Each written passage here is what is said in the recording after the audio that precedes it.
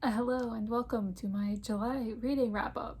As I'm filming this, it is August 27th, and if I'm being perfectly honest with y'all, I just sat down this morning and wrote Goodreads reviews for all of these books because I hadn't done that. I hadn't written any Goodreads reviews since the first book that I read in July. So you're coming in like a month and a half late on my thoughts on these books. So I don't have nice notes to talk about them. I'm not prepared is what I'm saying, and I don't know what I'm saying. So I don't know. I'm getting this video up, which is about all I can handle right now apparently. So we're just gonna get into it. And also I read like 16 books in July because that's what I was doing instead of keeping up with YouTube and writing Goodreads reviews. I was just reading more books. But let me just get right into them. So this isn't the longest, most rambly video that I've ever filmed because I feel like we're heading in that direction. The first book that I read in July was A Faint Cold Fear by Karin, which is book something in the Grant County series. 3 or 4, I think. I'm reading through this series. It's a good time. I gave this book 4 stars, 3 stars. I gave this book 3 stars.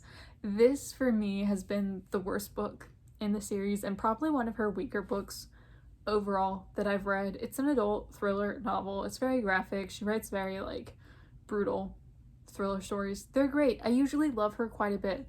This book took me almost a week to read, and, like, Karin is usually, like, a 1 to 2 sitting author for me, so that was kind of rough. There are a couple suicides at the local university campus, and then the main character, Sarah Linton, her sister is pregnant and is repeatedly stabbed, and that kind of ties into these alleged suicides. That's kind of what this book is.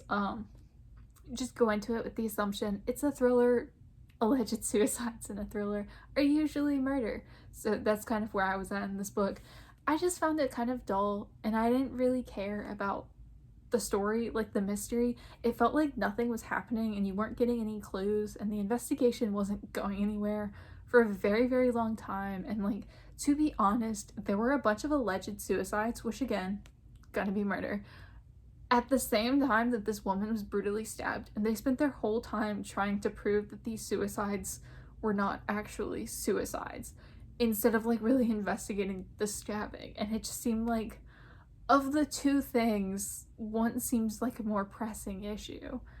I just didn't really get it. I also felt like some of the side characters were acting a little bit, like, out of character, and I didn't really get their motivations or, like, their mindsets for this book. It didn't feel like them, and it wasn't terrible. Like, I like Karin quite a bit, so, like, my negativity here is more about the fact that, like, I love her and think she's wonderful, and this book was weaker than it is, like, this being a bad book. Like, it was fine. It was just, like, within the context of her writing, and specifically the Grant County series, it just wasn't a great book. But I still love Lena Adams. I love the main characters. Her writing style is really great. Just kind of a 3-star read for me. Then I listened to Poverty by America by Matthew Desmond. This is a nonfiction book about poverty in America. He's a sociologist and a professor at Princeton, and his last book, I think, won a Pulitzer. He wrote about eviction, and I do plan to read that. I gave this one 4 stars. It's about poverty in America. It's just, like, him as a sociologist, like, discussing his research, discussing statistics, discussing, like, why poverty is so commonplace in America and how our system is kind of built on poverty and the things that contribute to that and the things that we could do to change that. And I thought it was really well done. It wasn't, like, the most amazing book ever. Like, he definitely has a lot of suggestions. Like, his main thing is, like, well, the rich need to pay their fair share of taxes, and that's, like, kind of a big point that he keeps making. And it's like, yes, I agree, but, like, there are 1,000, like, little steps in there. Like, before we get to, like, just making the rich pay more taxes, it's like, I don't know, you're kind of leaping over a large part of the process, which I just didn't find it as helpful as I would have liked. But I did agree with, like, most of his points, and it seemed well researched and well done. Again, like, not the most amazing thing I've ever read, but it was really well done and really interesting and kind of eye-opening on some things that, like, kind of encourage poverty, like housing situations and separating, like, poor communities from wealthier communities, and kind of how when you combine things, it like makes things better for everybody. I don't know. It was a good book. I would highly recommend. And I'm really looking forward to reading Eviction, which I think has even better reviews than this one. So, looking forward to that. Then I read Station 11 by Emily St. John Mandel, which is an adult dystopic novel about a pandemic that kind of wrecks the world. This was written pre-COVID, and I read it post-COVID, which was an experience, and it was kind of anxiety-inducing because of that. It was, in a lot of ways, very, very similar to COVID, and it was a very stressful experience, especially towards the beginning when the pandemic was just beginning, and you were just seeing it unfold in much the same way that COVID did, and very, very stressful. But I gave this 4 stars. Absolutely wonderful book. I was on the fence, honestly, between giving it 4 and 5, and I like went in and changed it a couple of times before I settled on 4. I think mostly because, as wonderful as this book was in like every way, I just wanted a little bit more from it. Like, it felt like everything in it was just cut a little bit short. Like, I just wanted more from the characters' narratives, more from the world, more from like everything. Like, everything in it just needed like a little bit more, but it was so close to 5. I adored this. The writing in it is gorgeous, and I'm not really big on like multiple timelines and like different character narratives. I do kind of like to stick with like one person in one timeline, but it was so well done here, and like the way everything tied together, like the different timelines, the different character stories, like everything really pulled together in such a wonderful way.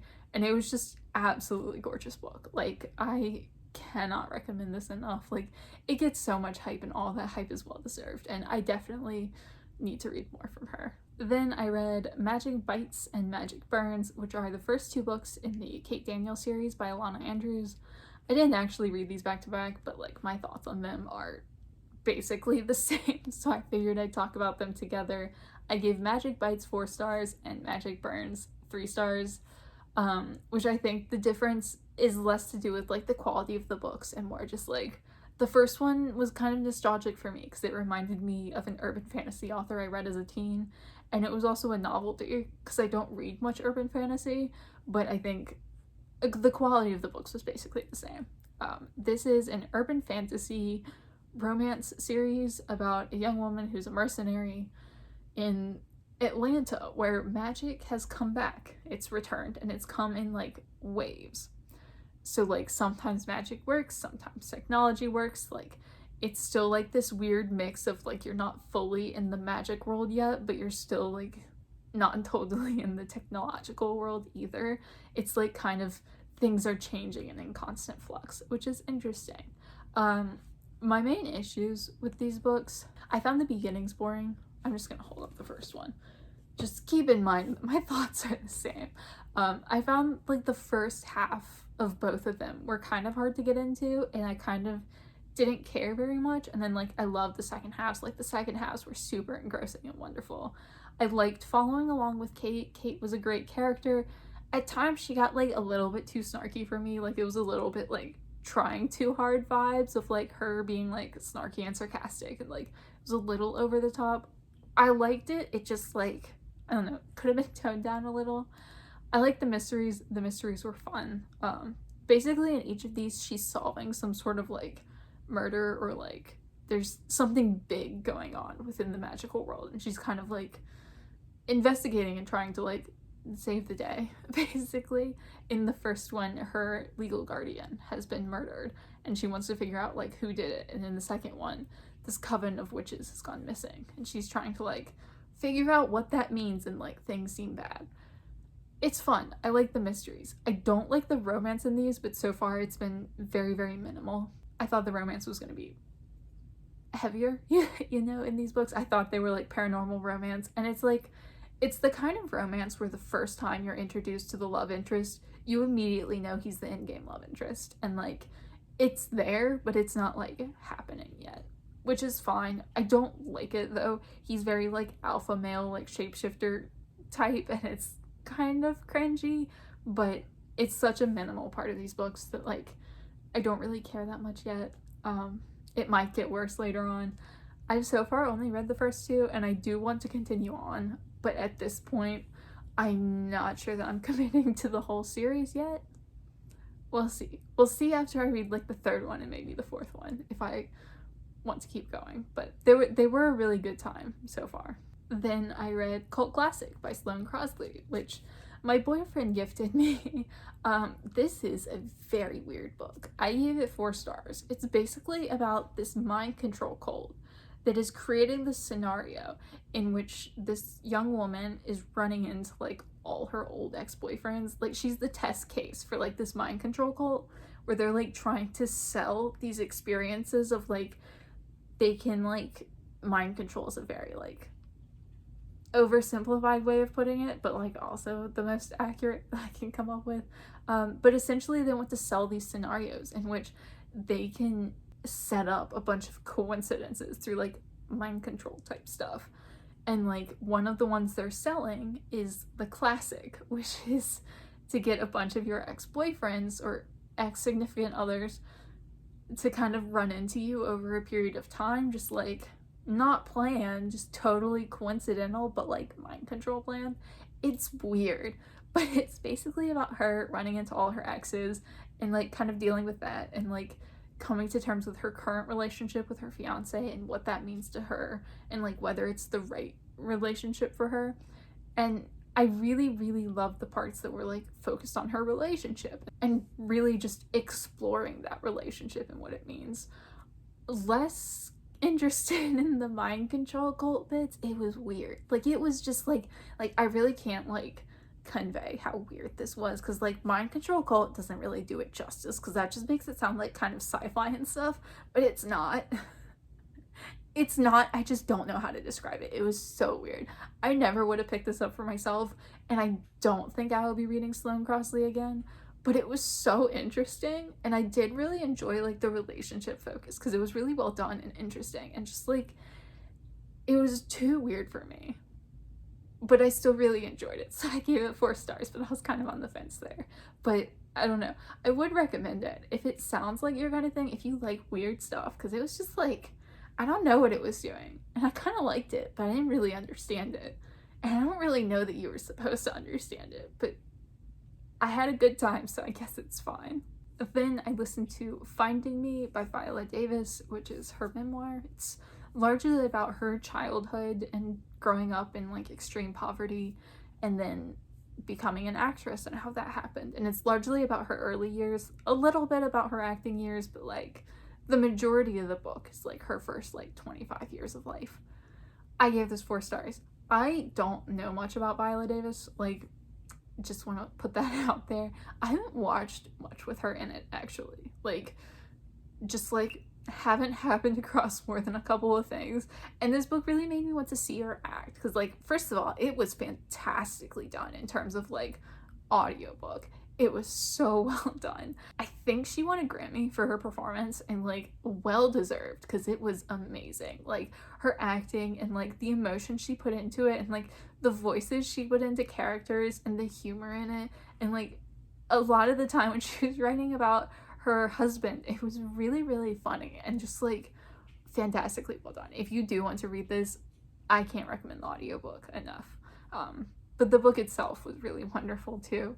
It was really, really heartbreaking and sad, her early years, because like she went through so much trauma at like such a young age and had to deal with so much. And it's a really hard read, but like I found it really wonderful, and I do actually plan to watch one of her movies soon, because I've seen her in a couple of things, but like nothing much and nothing that I particularly enjoyed, just like story-wise, not like her acting.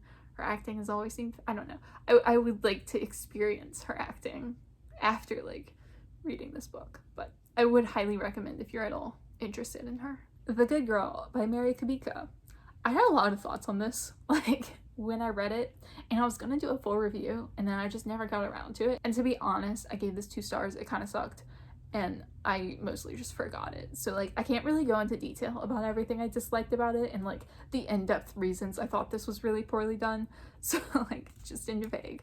This is an adult thriller about a young woman who is kidnapped, and it's dual timeline about like her mother and the cop who's looking for her and the guy who kidnapped her, and just like a number of points of view over multiple timelines, just all kind of like coming together to figure out like what happened. It's like in the past before she was kidnapped, it's while she was kidnapped, it's after she was kidnapped and returns home, and like kind of a what happened to get us to this point story. I hate multiple timelines. It's usually so poorly done, and it was horribly done here. I don't like following many different characters. I don't like the super short chapters that just like alternate between timelines and characters, because it just takes me out of the story. Like, by the time I adjust to one character's perspective and time period, it was like we were just immediately jumping into another one like 3 pages later, and I hated it. It felt like a really bad ripoff of Gone Girl. Like, the thing I love about Gone Girl is the characters and how interesting they are, and like not likable, but interesting. And this was just like super bland, but also really annoying characters. And the ending was awful. You knew it was coming, the whole book. Like, I knew it was coming really before I started the book, based on the description, which was not subtle at all.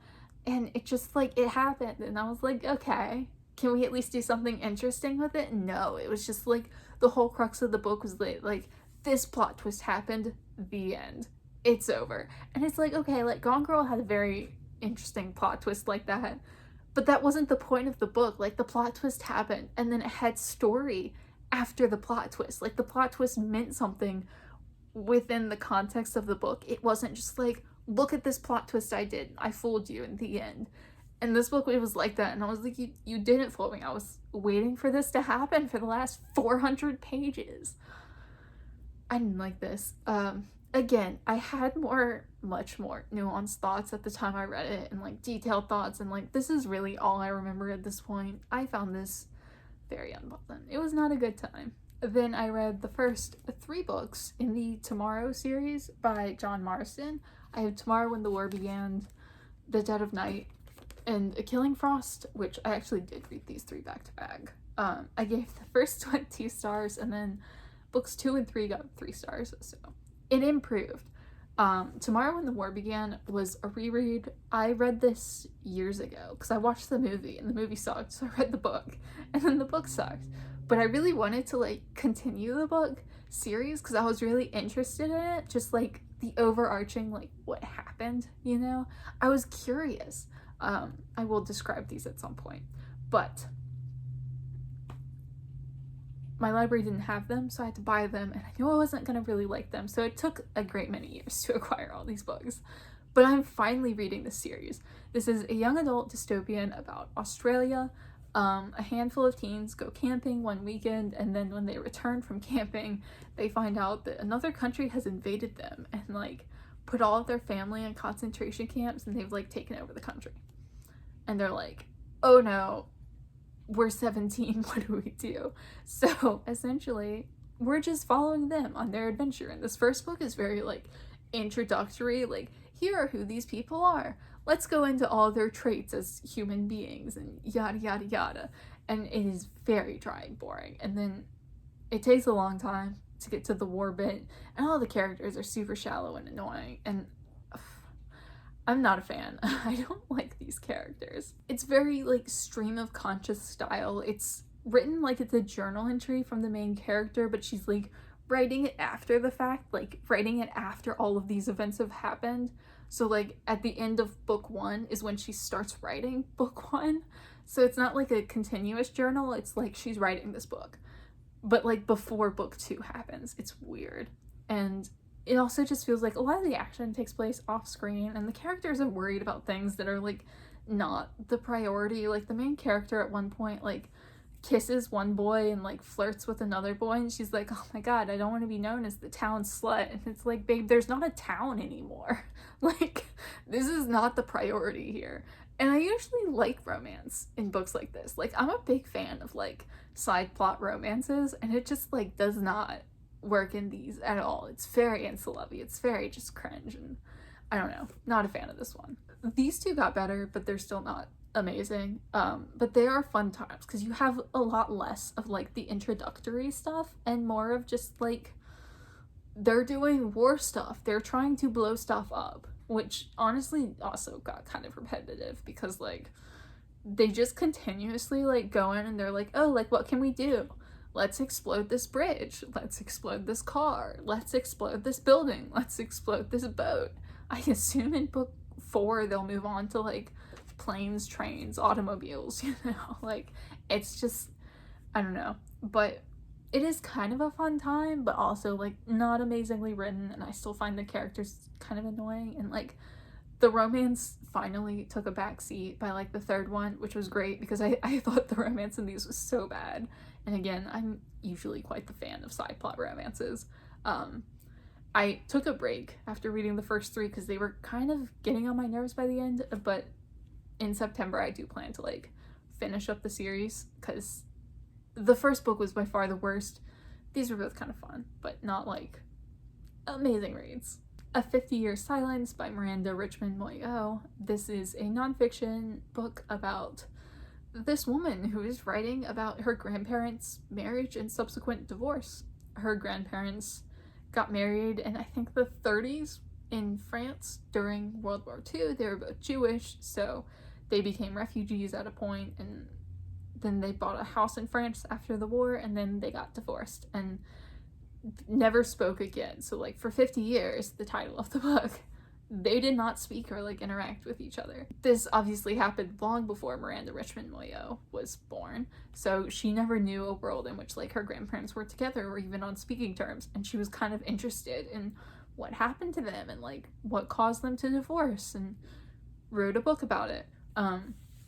The biggest issue is just how boring this is. This is so boring. Because, like, the thing is, she doesn't know anything. Like, her grandparents haven't spoken in 50 years and don't really speak to her much about it. Like, they'll give her kind of, like, vague hints on what happened. Like, not to make them get divorced, but just, like, where they were, you know? And half of this book is her just trying to figure out, like, at what years were they in the same town? At what years would they have interacted at all? Like, in their, like, youth.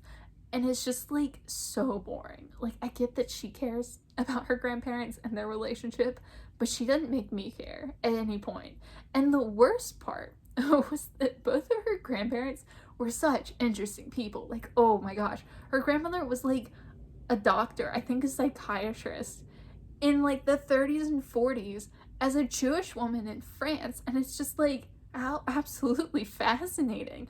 And then her father was her grandfather was a Jewish translator at the Nuremberg trials, and it's like, this marriage and divorce is by far the least interesting bit of their lives. Like, any other aspect of their lives would have been so much more interesting, and they also probably would have talked to her about that aspect of their lives because they didn't want to talk about this bitter divorce that they had 50 years ago, so they didn't tell her anything and she didn't know anything, and she read this book about nothing is what it felt like.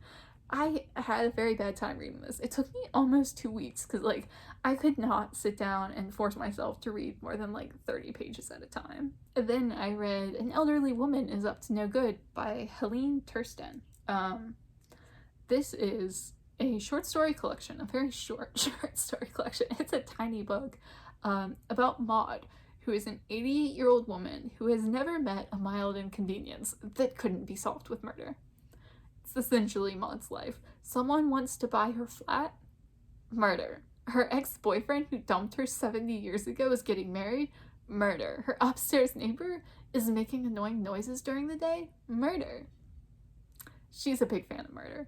And it's essentially just, like, her being crabby and crotchety, and then, like, as soon as anyone comes, like, investigating or asking questions, she plays up, like, the little old helpless lady act, and it's really funny. Like, this was a fun time. Like, I gave it 4 stars. I'm not gonna pretend like it was the most amazing piece of literature, but it was fun. Like, I sat down and, like, devoured this in one sitting. It was wonderful. It was lovely. Like, I highly recommend if it sounds like something you would find entertaining, because, like, it's so short. Like, it's the tiniest books. It's, like, the size of my hand, and it's so short. It's just, like, 5 short stories about her life. I don't know. You should probably read this, because this is one I will forever recommend as, like, a wonderful, fun little read. Then I read Miss Benson's Beetle by Joyce, which was recommended to me for my 12-book project by Charlie Brooke. This is a historical fiction novel about an older woman who's a school teacher, and then she quits her job and decides she's going to, where did she go? New Caledonia, to look for the golden beetle, which is kind of a thing that doesn't exist, or like, it's kind of like a mystical thing. Like when you go searching for like the Loch Ness monster or Bigfoot or something, it's like kind of, it doesn't really exist, but like it hasn't been fully proven to not exist. And then she hires an assistant called Enid Pretty, who is like not really Marjorie Benson's vibe, and they kind of go off and have adventures together, and I gave this 4 stars. It was wonderful. Like, it's one of those books I have really nothing negative to say about, because it was just a really well done, really wonderful book. Like, it's a good book. The writing is good, the characters are fantastic, the story is interesting. The only thing I didn't really like about this is that there is a fair amount of like secondhand embarrassment, like cringe type things, which I'm just super sensitive to, and it just makes my skin crawl whenever I read anything like that.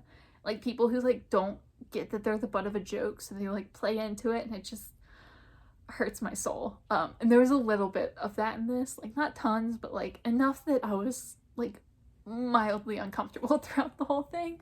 But it was so good. It reminded me a lot of Eleanor Oliphant is Completely Fine.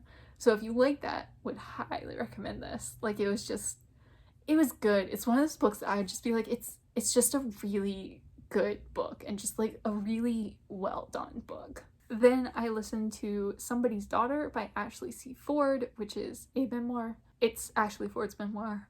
She's a writer, she's an activist, maybe, I don't know. I had not heard of her, I just thought this book sounded interesting. I gave this 4 stars. It was billed to me as a book about a young woman who grows up with her father in jail, who idolizes her father. She experiences sexual assault at a young age, and then as she grows up, she learns that her father is in prison for rape. That was how this book was billed to me.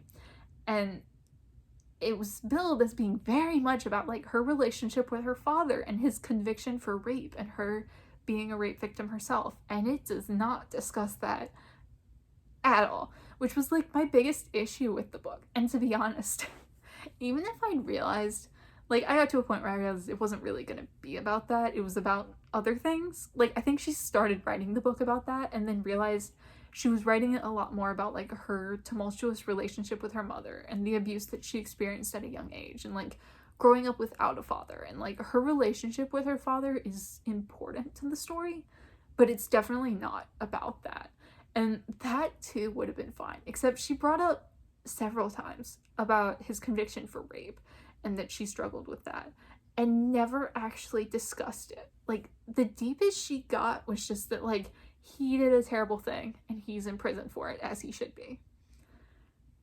The end. And it's just like, I don't know how you bring up something like that in a book, like in an important way, and like mention it multiple times, and it's like tied into your story and it's not discussed at all.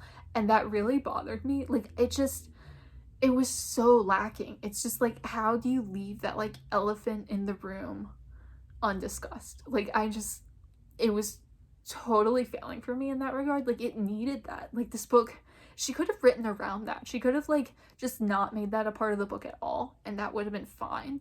But she did make it a part of the book, and it was like an important part of the book, because it was so much about like rape culture and feminism and growing up as a woman experiencing this abuse, and like being prepared from a young age to experience this type of abuse, and just never discussed how she felt about her father being a rapist. Like, it really needed that for me. But beyond that, I thought this was a really well done book.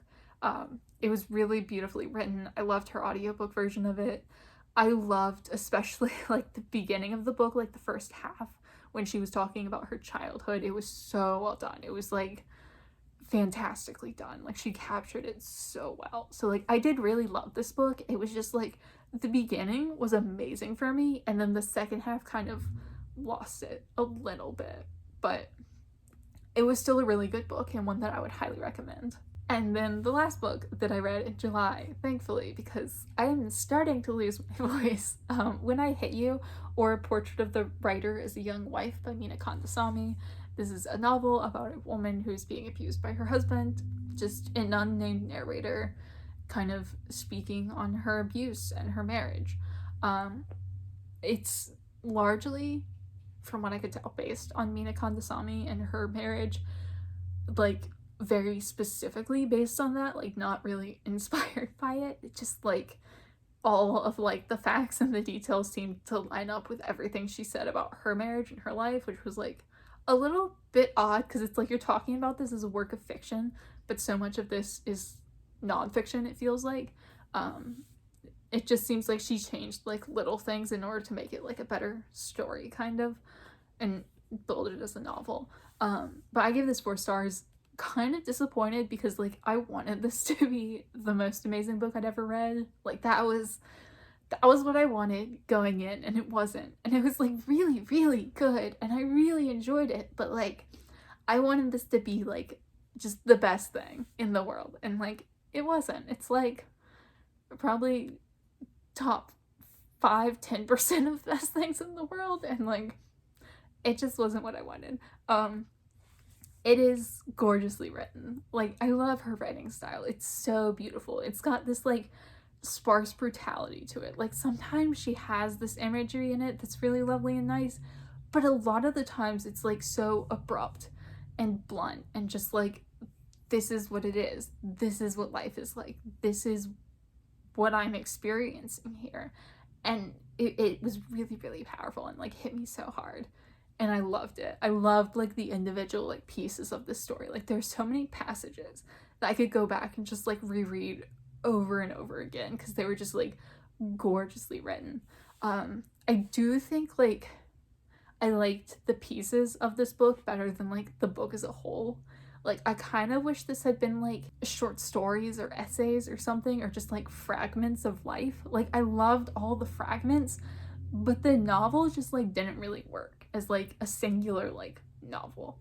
I thought the fragments were gorgeous though. Like this is a book that I don't think I'll ever go back and reread as a whole, but I will definitely go back and like reread paragraphs or reread like passages or a chapter or something. I like the pieces a lot better, which I think was kind of unfortunate. That was the weakest part of the book for me, but I did really love this. I would highly recommend, because it is just like a wonderful portrait of what it feels like to be in an abusive marriage and like what that experience is like. And it was just so well done, and she speaks from a place of like great knowledge and experience on the matter, which is heartbreaking but also like so well done. Just it's a great book that I would highly recommend. So that was everything that I read in the month of July, which was a month ago at this point. So I'm sorry if I don't necessarily remember all of these books the best. I tried my hardest, but like when I didn't write anything down for a lot of these books for like a month and a half after I read them,